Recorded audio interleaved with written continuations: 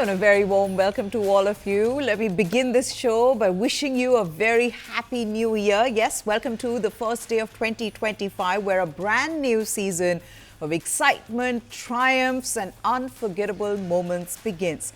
Unfortunately, we begin with a story which is not the most positive, but we believe in Indian cricket's ability to move beyond conflicts. So let's get straight to it. Not all is well in the Indian team's dressing room at the moment, with Australia leading 2-1 in the Border Gavaskar Trophy. With just one test to go in Sydney, there is discontent in the Indian team, and the atmosphere in the dressing room is far from ideal.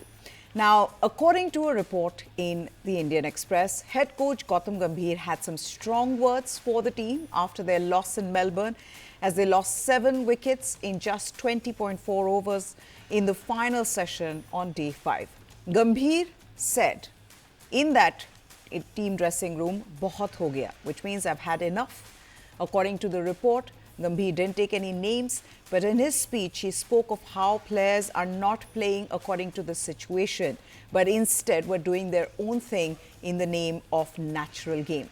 A former Indian opener has sent a warning to players, saying he gave them time for 6 months. Now he will decide how they play, and if they don't toe the line and play according to the needs of the team, they would be given a thank you. Pressure has been increasing on the Indian head coach, under whom the team has produced some shocking results. Against Sri Lanka in the ODIs, they lost against New Zealand in tests at home, and is now on the brink of losing the test series in Australia, and with it a chance to qualify for the World Test Championship final. And the coach has had enough. The report also states that Gambhir spoke about the conflict between intent and team's interest. The players were doing their own thing instead of executing the plans that had been discussed prior to the game. Ironically, it's India's most senior batters who have the experience who have been found wanting when it comes to curbing their natural game. Virat Kohli, he went chasing a white ball in the last over before lunch on the final day of the Melbourne Test once again, leaving the team struggling. Captain Rohit Sharma, he has been struggling for touch and form. He threw his wicket with an aggressive shot in the second innings. He fell playing an across-the-line shot, and that was it. It was also the youngsters, along with these 2 senior players, who were out in the most disappointing manner. Case in point, Rishabh Pant. Rishabh Pant was dismissed playing a lap shot in the first innings and pulling a short ball from Travis Head to long on in the second to trigger a stunning collapse. This when he'd batted so well up until tea. He looked good, he'd batted well, he'd curbed his natural instinct, but then that one shot, it undid Rishabh Pant, and with that the collapse began. Then there was Yashasvi Jaiswal, who actually has played very well, but he too played an avoidable pull shot late in the evening to sink India in Melbourne. So, according to this report, when Gautam Gambhir chose to bring in Harshit Rana and Washington Sundar, it wasn't a unanimous decision. The selections have been questioned, and in fact, many say one of the reasons Ravichandran Ashwin retired midway through the series was because Sundar was preferred over him in the first test. There are also whispers around the coaching staff that Gambhir has handpicked specifically Abhishek Nair and his role in the team. So there is a lot happening. There is chaos in a sense in the Indian dressing room, with now suggestions of there being a rift or a misunderstanding, or not everyone being on the same page as their head coach. With the majority of Indian batters struggling in this Border Gavaskar Trophy, Cheteshwar Pujara is one man who's being missed the most, and he could have been in the squad had the selectors agreed to Gautam Gambhir's demand. Now, in that same report published by Indian Express, Gambhir wanted Pujara in the team, but the selectors shot down that suggestion. A veteran of 100 test matches for India, Pujara has been out of the national setup since the 2023 World Test Championship final, which India lost to Australia at the Oval in London. The batter could only manage 14 and 27 runs in the 2 innings of that WTC final. However, Pujara has 993 runs from 11 games at an average of 47.28 in Australia. It is being felt now that his presence with the team might have made a difference. According to the report, even after India won the first test in Perth, Gambhir still talked about the 36-year-old Saurashtra batter. Pujara was the leading run-getter in the 2018-2019 series with 521 runs of 1258 balls and was once again the backbone of the Indian batting 3 years later when he accumulated 271 runs, helping India win the series. Now, even opposition bowler Josh Hazlewood had praised the batter's gritty performances before the start of the Border Gavaskar Trophy, saying he was glad that the Saurashtra batter was not playing the series. He said, and I quote, "I'm happy that Cheteshwar Pujara is not here. He's someone who bats time and spends a lot of time at the crease and makes you earn his wicket every time.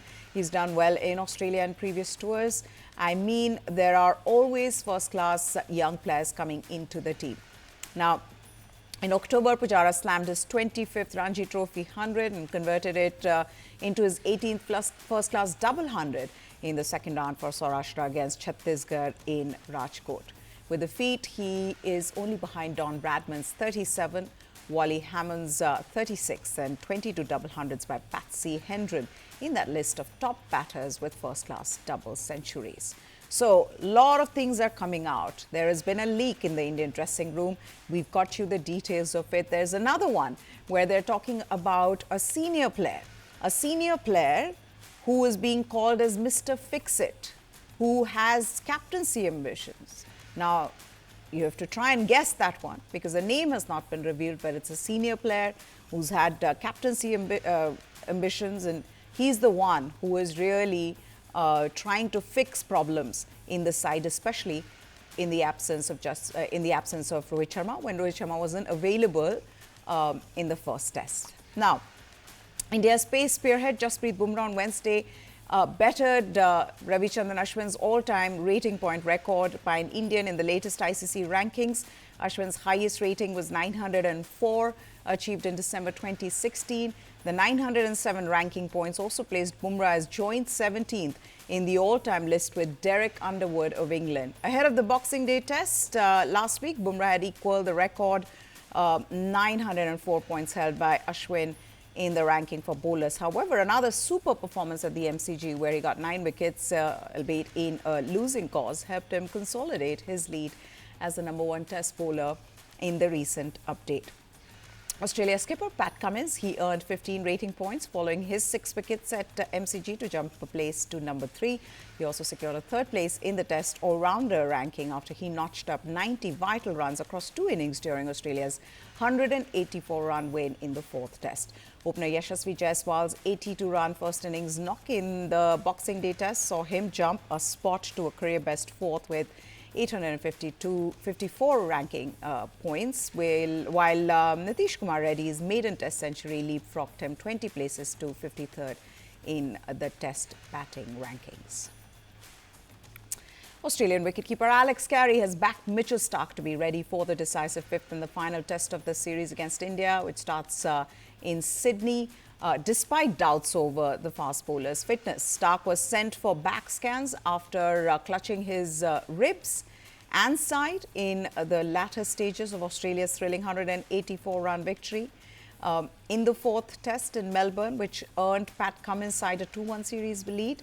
The win in Melbourne means the Australians can claim the series, and with it the Border Gavaskar Trophy with just a draw in Sydney. Though Carey stressed that he and his teammates would be pushing for another victory to seal the series in style.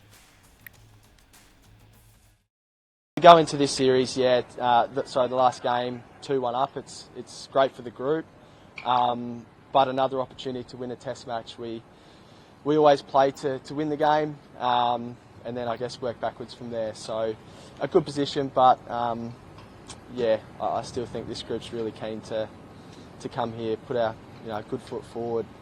Day one and see what happens. At the start of the series, we wanted to win the series, and we've got an opportunity to do that, but we can't look too far ahead. We know it's a really quality outfit in India, who have shown You know, they're well and truly capable of bouncing back with, you know, quality players, legends of Test cricket in it. So, yeah, I think for this group, it's head down. Another opportunity to try to win a Test match for our country, and if we're able to secure the trophy, that'll be fantastic. So after the Boxing Day test, the focus turns to the pink test in Sydney, where you will see a sea of pink, with the stands, the signs, the caps and even the stumps all coloured in pink. Host Australia joined hands with the McGrath Foundation for cancer awareness and support ahead of the iconic pink test in Sydney. It's the fifth and the last of the five-match Border-Gavaskar series, which the hosts are leading 2-1. The partnership, which until now was supporting the fight against breast cancer, will now offer care to patients suffering from any type of cancer. The fifth and the final test, also the first test of the new year, will be a special event as it marks the Jane McGrath Day. This was started in 2009, since the time Glenn McGrath's wife, Jane, passed away.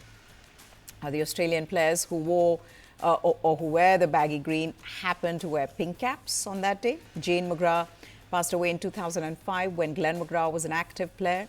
On the third day of the match, the venue will be covered with a sea of pink, and they will raise millions of dollars for cancer support and awareness in Australia. The Sydney Cricket Ground CEO, Kerry Mather, said that from 2025 onwards, the McGrath Foundation is all set to provide care to each and everyone who's suffering from any type of cancer. Since 2009, when the McGrath Foundation, SCG and Cricket Australia joined hands for the first time, Pink Test has raised 22 million Australian dollars for breast cancer care. Cricket Australia, Sydney Cricket Ground and the McGrath Foundation, they work together to make this Pink Test one of the world's biggest charitable sporting events for the last 15 years. Today is a massive day of change for the McGrath Foundation, but it's also a huge day of change for cancer care in Australia. Today we are announcing that the new purpose for the McGrath Foundation is that we are going to go beyond breast and we will start providing care to anybody with cancer. This is a really important moment in time because there are so many people who are without that support that they need. In the last 20 years, the McGrath Foundation has provided care to 150,000 people diagnosed with breast cancer and their loved ones. Moving forward, our focus is going to be on equity of care to make sure that anybody diagnosed with cancer will have the support of a McGrath cancer care nurse. Yeah, it's not something we take lightly, and we knew that it was going to be something big. We've created the McGrath model of care for breast cancer support and hopefully creating a new, I guess, standard of cancer care, not only within Australia but around the world. We do need to adapt that, and we've been talking to the other sort of cancer charities, other sort of cancer people in the health sector and what have you. So again, it's not about us. We want to take everyone along on the journey. The better support we can provide for our nurses, the better support they can provide for families going through cancer. So it's a work in progress at the moment, but we've got an incredible team at the foundation, as I said before, and everything's coming along nicely. And I've always said that if we can work together, you can create more, and that's for everyone in the cancer sector. It does feel different and bigger this year, and I just want to commend the McGrath Foundation really expanding their care, making such a positive impact to all cancers. We at Cricket Australia, we're so proud that the partnership with the McGrath Foundation continues to go from strength to strength, and it's amazing. I get quite a few calls from other sporting codes going, what's the secret sauce? And I think it is without doubt, I think, the benchmark partnership for purpose partnership in world sport. All right, let's move on to football. And Barcelona applied for new players' licenses for Dani Olmo and Pau Victor with the Spanish Football Association, while the club denied claims of requesting any delay from the governing bodies for their registrations. The announcement was made hours before the midnight registration deadline. Barcelona lost a second appeal to register the players for the remainder of the season on Monday, as the club failed to meet La Liga's wage cap. On Tuesday, the Catalan club issued a statement which read, and I quote, Barcelona informs that it has applied for a new license for the players Dani Olmo and Pau Victor to the RFEF. Club would like to deny having requested or receiving any moratorium to any governing body for these inscriptions. Barcelona had signed Olmo in August for around 55 million euros. But the attacking midfielder was registered for only the first half of the season.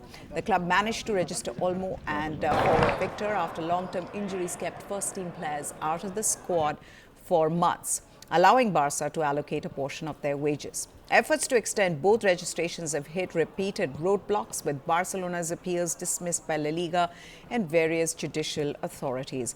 While Olmo and Victor will be free agents after the deadline, Barcelona will have to meet the economic requirements to sign them before the transfer market closes in February. However, according to the Spanish Football Association rules, a player cannot be signed by the same club twice in the same season.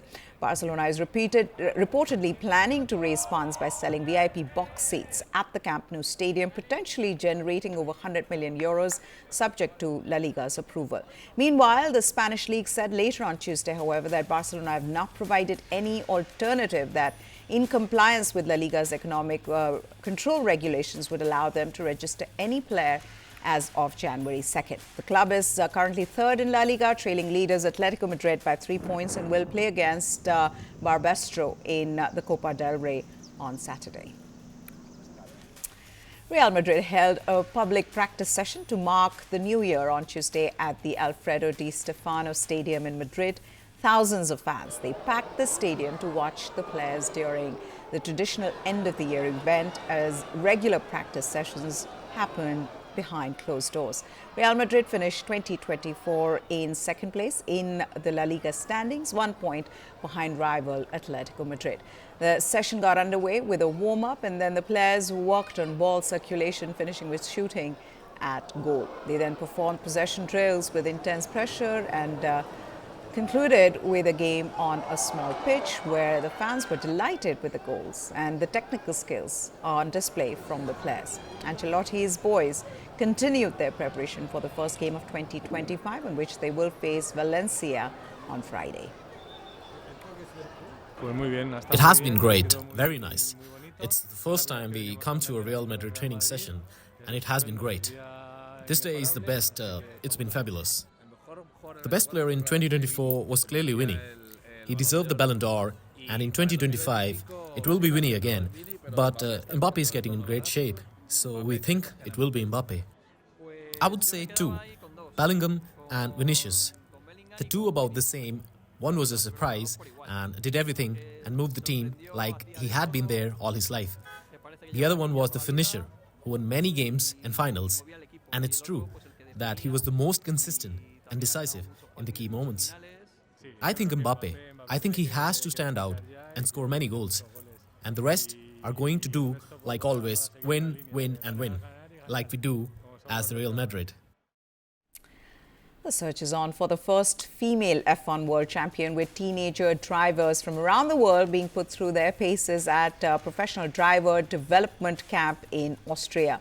The camp, organized by More Than Equal, a non-profit organization dedicated to make history by finding and developing a female Formula One world champion, saw 6 girls, all aged between 13 and 14, being exposed to professional race training and coaching. The training at AVL Race Tech's headquarters in Graz, Austria, is part of a detailed and systematic development program aimed at preparing the girls for the competition in the Formula 4 series as a first stepping stone on their journey to Formula 1.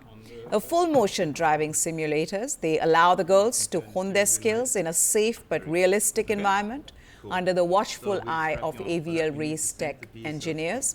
The camp is part of a 1-year development program, including technical and psychological coaching visits to training races and several hands-on driving camps, as well as intensive screenings and performance reviews. The driver cohort is made up of 6 talented female racing drivers from all over the world, selected among hundreds of female applicants. More Than Equal says its mission is to find, nurture and develop female racing drivers while identifying and removing the systematic barriers they face to help address the imbalance in gender in motor racing. The goals of this first camp with AVL are really to expose our drivers to what world-class sim operation looks like. How that is a connection between the operator and the driver and the analysis, and understanding how that kind of usage of planning and then using the sim and reviewing what you do to support the development as you start to go through your process of how you learn and how you develop. Difficult was probably the fight with myself on the sim, as in I want to push, I want to be fast, I want to just go 100%, but sometimes it's faster to back off, just take it calm, take it easy, and not overdrive, because overdriving never lets anything good. So just be calm, be you, have fun. Also, just from the data analysis workshop, I've learned so much about brake terminology as well as just data analysis, just basically like knowing like my minimum speed and like how much I can push out of the corner, and just many more things that I really think if I wasn't part of this, I think I wouldn't have known. So it's a really great learning time. You go, girls. With that story, it's time for us to wrap our first edition, the very first show of 2025. Hope you enjoyed it. Goodbye. Thanks for watching.